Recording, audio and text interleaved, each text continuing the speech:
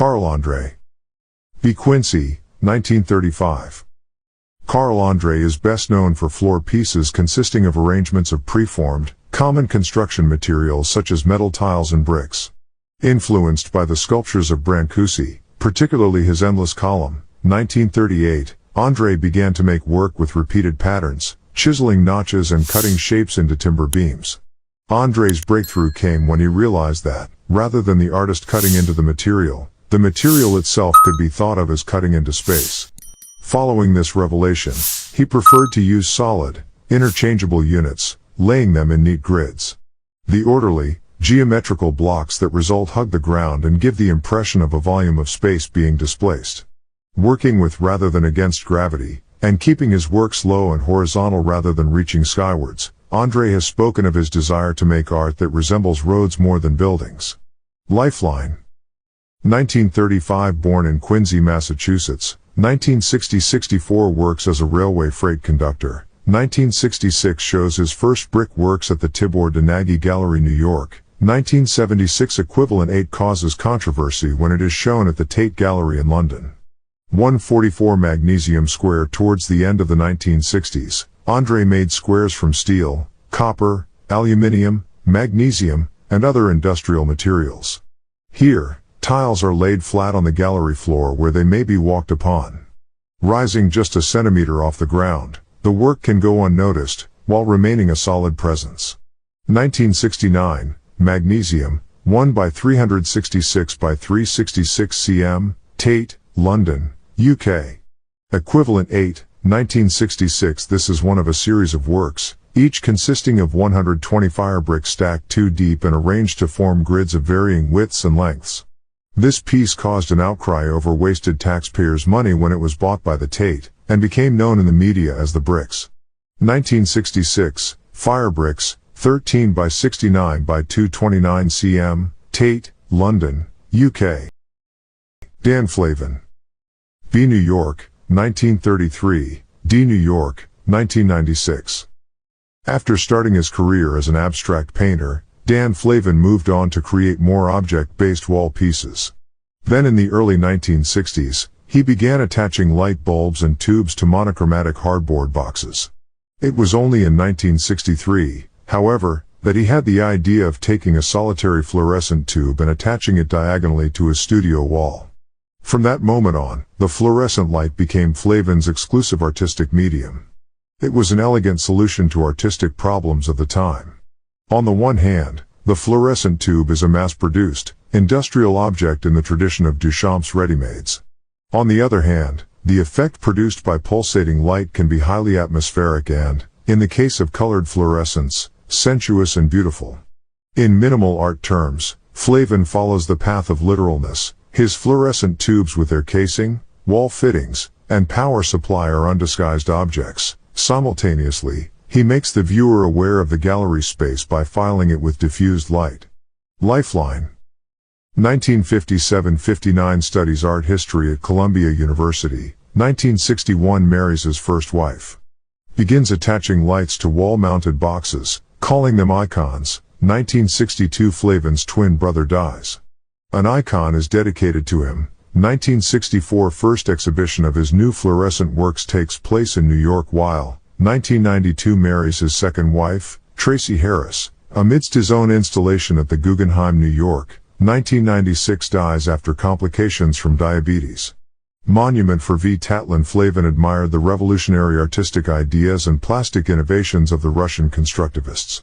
He made many versions of this work, arranging fluorescent tubes in an approximation of Vladimir Tatlin's model for a proposed monument to the Third International, CP. 462.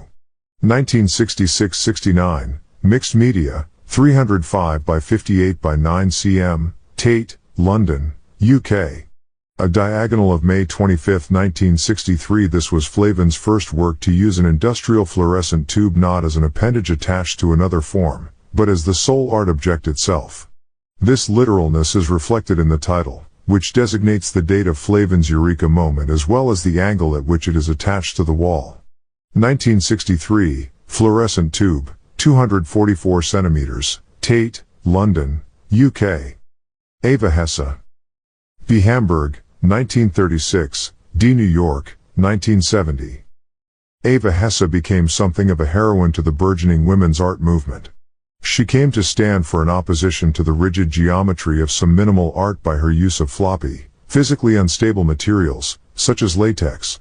Although this has been interpreted as a kind of feminist resistance to a male-dominated modern art, she was influenced by the felt work of Joseph Beuys and by Robert Morris's concept of anti-form, cp. 530. Hesse's choice of materials has created great challenges for museum conservators, and she even thought of writing to collectors of her latex works to warn them that they would not last. Hesse once described her subject as the total absurdity of life. Indeed, it is possible to see minimal art in general as rational only in the most superficial sense. On examination, the art reveals how chance and the unpredictable disrupt the apparent order of things. Lifeline. 1939 family moves to London, then New York, to escape Nazi persecution of the Jews. 1963 exhibits drawings based on machine parts in New York. 1964 works in Germany, making constructions from materials found in a factory. 1966 work included an eccentric abstraction exhibition, New York. 1970 dies from a brain tumor. Hang Up. Hesse called this the most ridiculous structure I have ever made, and that is why it is good. Like much minimal art, it is neither painting nor sculpture. 1966, acrylic paint cloth cord, and steel tube, 183 by 218 by 198 centimeters, Art Institute of Chicago, U.S. Accession. Lee Hesse counted 50,760 holes in this box, each of which had to be threaded by hand with plastic tubing. The minimalist cube was disrupted and made visceral and erotic by all these additions. Works like this one led the critic Robert Pincus Whitten to coin the phrase post-minimalism. 1968-69, galvanized steel and plastic, 78 by 78 by 78 centimeters, Detroit Institute of Arts, U.S. In context. Soft forms. Morris and Hesse applied the pared-down aesthetic of minimalism to soft and flaccid forms, which had a very different effect on the viewer to the rigid geometrical shapes and pristine factory-made look more typical of minimalism. For Serra, the process by which materials such as steel rusted and changed appearance over time became an integral element of his work. Soft Engine Parts No. 2 by Claes Oldenburg, 1965. Morris and Hesse were influenced by Oldenburg's neurotic soft sculptures. Richard Serra. San Francisco, 1939. Of all the major minimalist artists, Richard Serra evokes the world of industry and the factory most, through his use of materials such as lead and rusted steel. Some of his work has been described as process art, in that its form is derived purely and simply from the way that it is made. Serra's sculpture frequently depends on its exact relationship to its site for its effect and meaning. When his controversial sculpture Tilted Arc, 1981, was removed from its place in Federal Plaza, New York, Serra claimed that to remove it was to destroy it. There has sometimes been an element of political protest in his art. In the 2006 Whitney Biennial exhibition, for example, Serra showed a drawing attacking the ill treatment of Iraqi prisoners by Richard Serra, 1992 American troops in the Abu Ghraib prison. Lifeline. 1964 competes art studies at Yale University. 1968 takes part in the press art exhibition Relax is the first of SP, our 1981 Urja. Tilted Arc is erected in New York. It was removed in 1989. 1987 Fulcrum work Nested Ste erected outside Vero Ve Street Station London. 2007 Retrospective Extorsne at MMA New. 1 ton prop, House of Cards. This is one of a series of prop lead sculptures made by Serra. The components have not been welded together, but stand up by virtue of the weight and softness of the material. 1969, lead plates, height 122 centimeters, MoMA, New York, U.S. The matter of time this installation in steel was commissioned for the Guggenheim Museum in Bilbao. Serra provides an experience that is only available at first hand to the visitor prepared to negotiate the passages created by the structure. 2005, Steel, Guggenheim Museum, Bilbao, Spain.